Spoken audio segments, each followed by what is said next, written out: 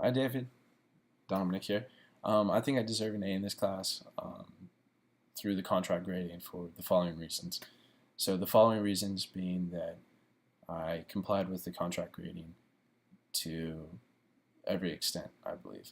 So, starting off with the cultural science paper. The cultural science paper consisted of traveling to the Arizona Science Center and researching solar panels was my gig. So, for that, I went to the APS Solarville is what it was called. Excuse me. So Solarville, what it was basically an entire attraction, I guess is the best way to say, of renewable solar energy. So that consisted of showing how solar panels can power different things.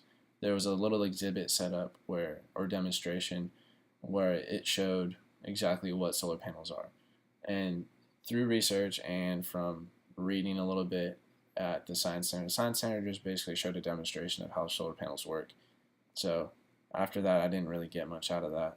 But it was cool seeing how an arm crank bicycle would, powered by yourself, you would slowly deplete out of power after time. Obviously, not just quickly, but after a given amount of time, you would slow down, and the power supplied from the bicycle that was powering a ball to move up would slowly decrease over the time versus a light bulb shining on a solar panel powering a fan to push up that ball just as high as it could go, that it doesn't deplete over time. It's the same constant amount of energy being supplied to it from that one light bulb versus you powering something just quickly and powerful, and it depletes over time. So it was just showing that solar energy lasts a long time and is very efficient at what it does.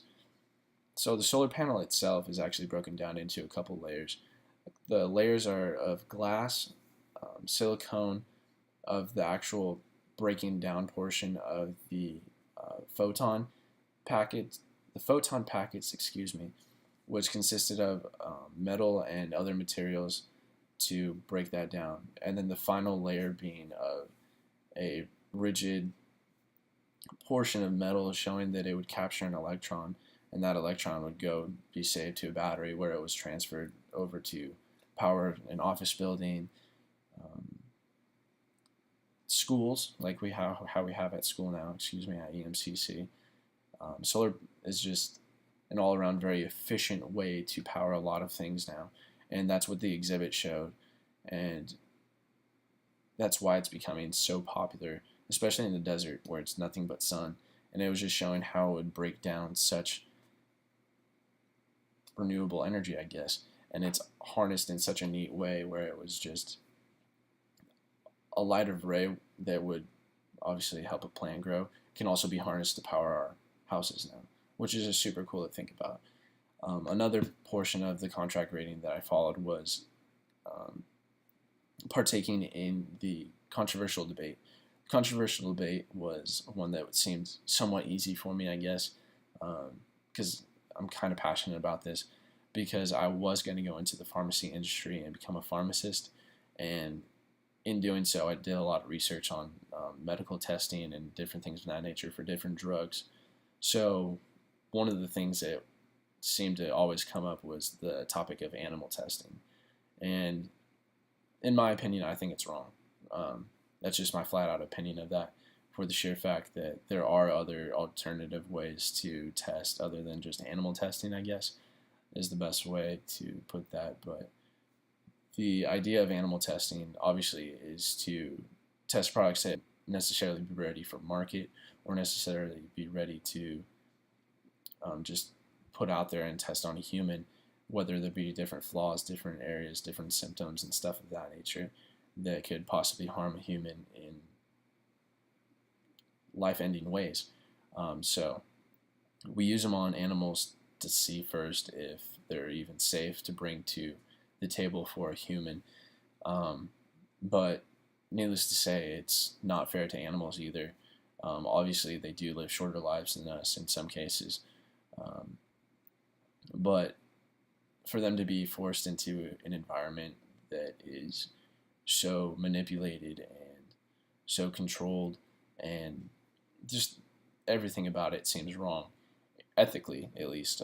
In the medical field, obviously, they do make advancements, which is by far the best way to make advancements in my case, being able to monitor a lifespan of different outcomes as far as mental connectivity, the idea of muscle functions, personality changes, things of that nature, to determine whether a product is safe to bring out to the table for humans in general.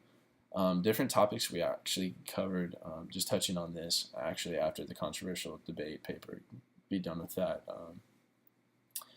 A lot of the things that I made connections with this semester through not only weekly summaries but with different topics in this class.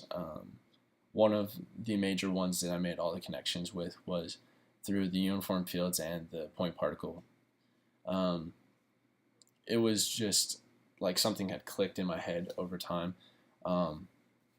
Seeing the difference between, I have a couple worksheets here.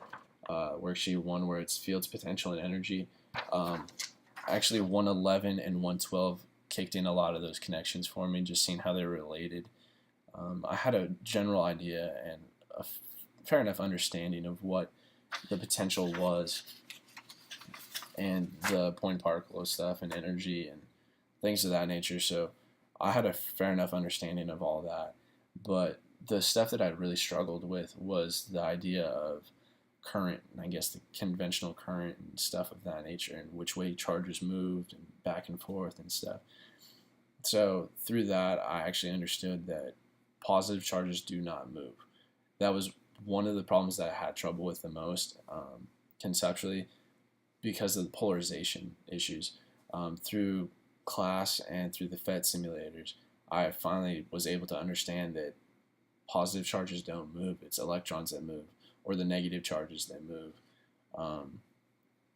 which also helped me understand the electric potential differences of how electricity should flow and how there has to be an electric potential for electricity to flow, I guess. So you need to have somewhat of gradients in that case, and that just seemed to bring everything all together in the cases of electricity for me.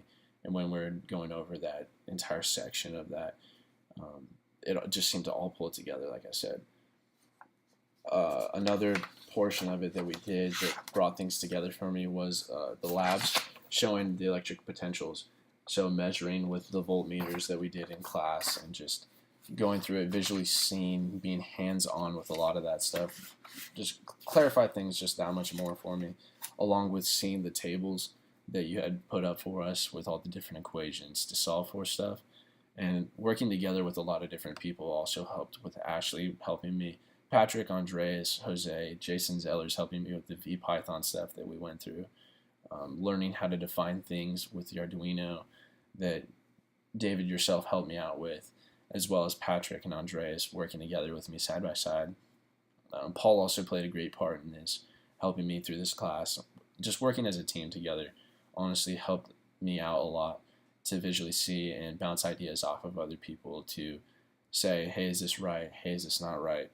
And just working together just really solidified a lot of ideas for me, along with going through all the modules that you had posted for us and bringing ideas together and how they're all complex together, I guess, and compounded together, excuse me, that's a better word, compounded together to bring all these ideas together. Another topic that had brought things together to me was the point particle and uniform field stuff. And that table that you brought up, there was a 4x4, and I think it was 16 different boxes of equations that matched up, showing how potential and uniform field and gravitational stuff and electrical stuff all just played together. And the idea of having that just meshed together seemed mind-blowing for me, and like something clicked so that it all made sense again. One of the things that I saw in the modules for the contract grading was the discussions, and the discussions that came up for me were the engage or enrage me stuff of how kids either pay attention or they don't. And I I'm one of those kids that will, I'll admit it, I do skid by 95% of the time in my classes, with doing just what I need to get by. This class obviously being the case where I went above and beyond to try to get something even more out of it. You made me want to learn that extra step, go that extra mile to figure things out, push myself a little bit further into waters I haven't treaded yet, like in computer science and stuff of that nature, like Arduino, messing with the VPython stuff that I was not familiar with, things of that nature. But I thought that discussion was really interesting because of the fact that it plays into how you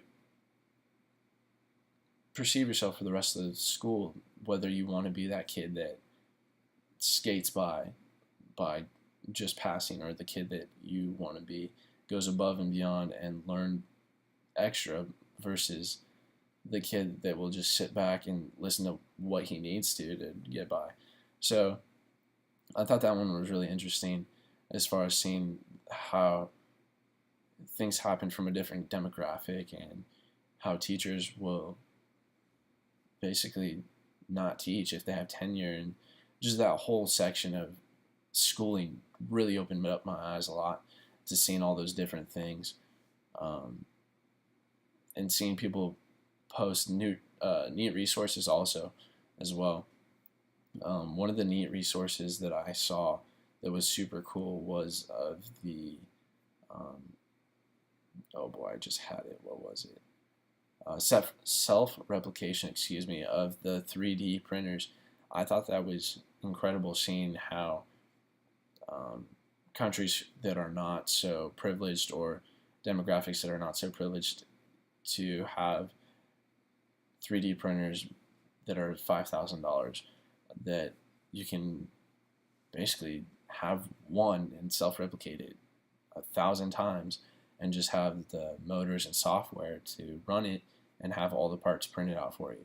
I thought that was super cool, seeing that something that intricate could do something so precise and so innovative. Is just so cool to me to see something like that. And hopefully it does happen a lot more. That way people can use it in the medical field, advancements in science, things of that nature. Just bring it all together and help everyone out. And like I said, all the weekly summaries show videos of interactions with the Arduino projects, with the solar system or the solar panel stuff that I brought up in my cultural science stuff, all of the whiteboards that we worked on during classes. One of our Arduino projects that we worked on, which was tweaking the logo, I actually have right here, was just the basic build, and then we had to go through all the coding to put it in that David helped us out with, seeing all the different outcomes of the serial monitors as you turn the potentiometer, which is a resistor basically. Just super cool stuff throughout this whole semester that I did that I wouldn't even fathom doing in any other class. Building a coil gun that works, kind of, for the most part. I don't know if you can see that shot out a little bit there, but the basic setup of it from a disposable camera, just super cool stuff that I never thought I would have done. So, and just studying together, like I said, with everyone and bringing all the ideas and stuff together. So that's why I think I deserve an A in this class, is treading new waters and bringing education to a new level for myself, and just opening myself up to different ideas and trying new things and going the extra mile to try to learn new stuff. That's why I think I deserve an A in this class.